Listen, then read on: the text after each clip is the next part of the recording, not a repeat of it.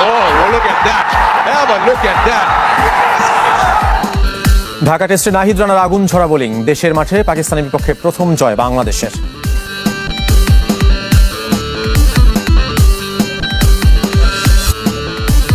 ঢাকা টেস্টে ইনিংস ঘোষণা ছিল সাহসী সিদ্ধান্ত, টেস্ট চ্যাম্পিয়নশিপে প্রথম সারিতে থাকতে চায় বাংলাদেশ। গত বছর আমরা হয়তো 7-এ মনে হয় শেষ করেছিলাম, এবার যদি আমরা 4-5-এ শেষ করতে পারি তাহলে একটা ভালো অবস্থান তৈরি হবে। বিশ্বকাপ সম্প্রচার জটিলতা কাটাতে চীনে ফিফার উচ্চ পর্যায়ের প্রতিনিধি দল, দিল্লি হাইকোর্টে মামলা, কেন্দ্রীয় সরকারকে নোটিশ। শুরুতে ক্রিকেটের খবর। টেস্টে প্রথমবার ঘরের মাঠে পাকিস্তান হারালো বাংলাদেশ। নাটকীয় শেষ দিনে বোলারদের কৃতিত্বে 104 রানে জিতেছে স্বাগতিকরা।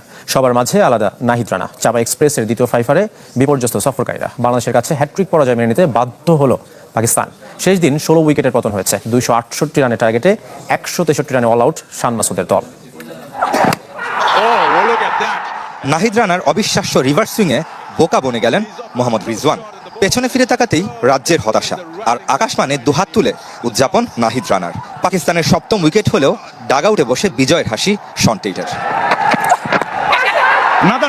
বনেদি ফরম্যাট কতটা বর্ণিল আর রোমাঞ্চের হতে পারে তার আরও এক উদাহরণ ঢাকা টেস্ট, যেখানে শেষ হাসি বাংলাদেশের। চতুর্থ দিন শেষে আশরাফুলের প্রেডিকশনই সত্য প্রমাণ হলো। লাল বলে প্রথমবার দেশের মাঠে পাকিস্তান বধ টাইগারদের। টেস্ট চ্যাম্পিয়নশিপের এই চক্রের শুরুটা স্মরণীয় করে রাখলো স্বাগতিকরা।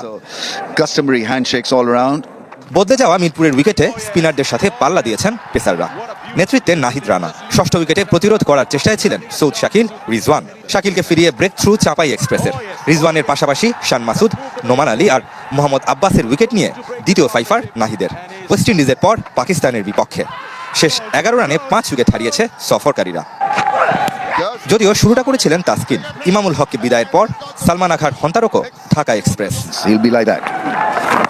লেফট রাইট কম্বিনেশনের গতানুগতিক ফর্মুলায় নজর দিতে গিয়ে 20 ওভারের পর তাইজুলকে এনেছিলেন অধিনায়ক নাজমুল শান্ত। তবে তৃতীয় সেশনের প্রথম ওভারে মহা গুরুত্বপূর্ণ হয়ে ওঠা আব্দুল্লাহ ফজলের উইকেট নিয়ে সেই কৌশল ভুল প্রমাণ করেন তাইজুল।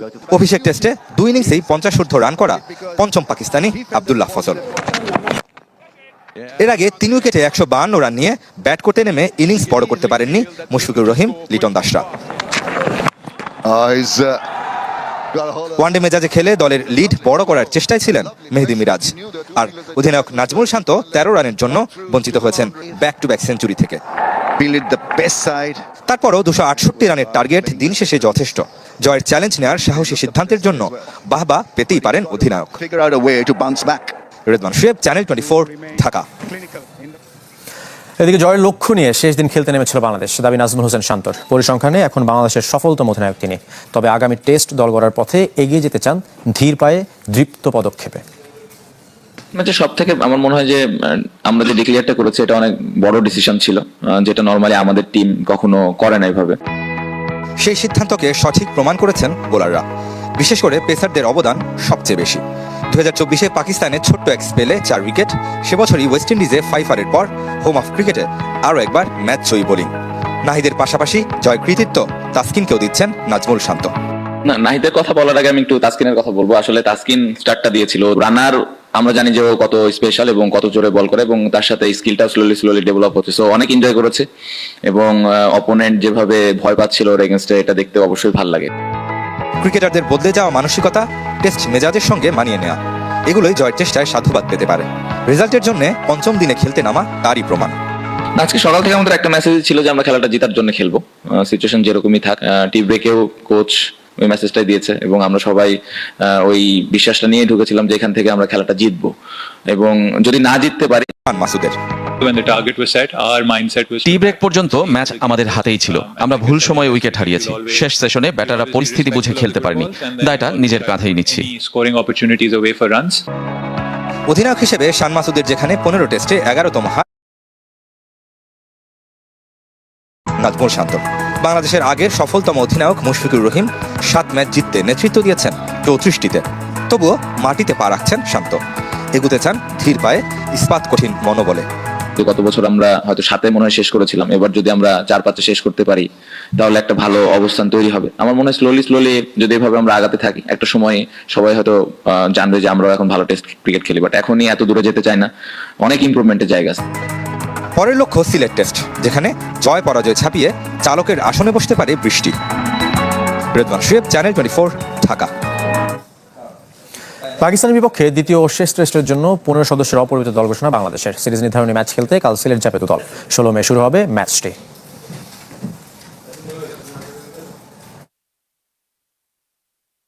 বিশ্বকাপ শুরু হতে বাকি 30 দিন। গ্রেটার সোয়ান আর্থ ঘিরে আজ থেকে শুরু হচ্ছে আমাদের বিশেষ আয়োজন।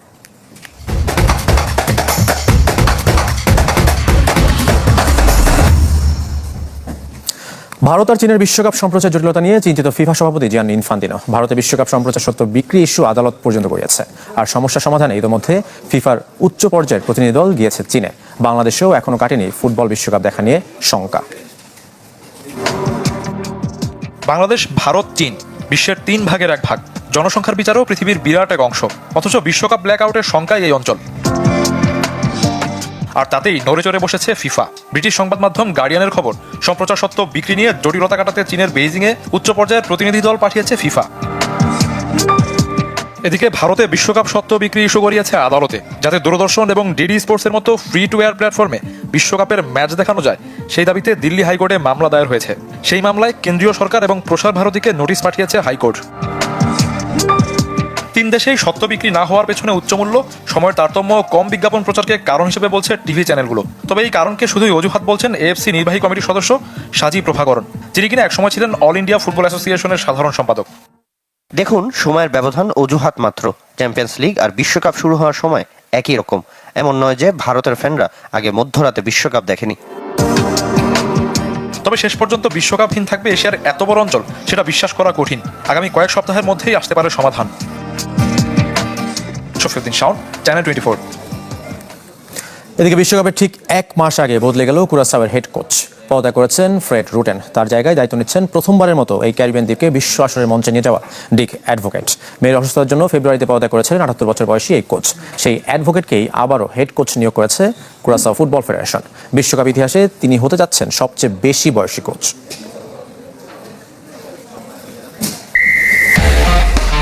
1930 থেকে 2026 একমাত্র দেশ হিসেবে বিশ্বকাপের 23 আসরে খেলছে ব্রাজিল। সবচেয়ে বেশি 114 ম্যাচ খেলে জিতেছে 76টিতে। সর্বাধিক 3 বিশ্বকাপ জয়ের সাথে জড়িয়ে পেলের নাম। আর্জেন্টিনার সমর্থক জাতীয় দলের ফুটবলার শেখ মুরসালিন যুক্তরাষ্ট্রে মাঠে বসে মেসির হাতে আরও একবার বিশ্বকাপ ট্রফি দেখতে চান তিনি। তারকা অ্যাথলেটদের বিশ্বকাপ ভাবনা নিয়ে মাসব্যাপী আয়োজনের প্রথম পর্বে জানাবো মুরসালিনের কথা।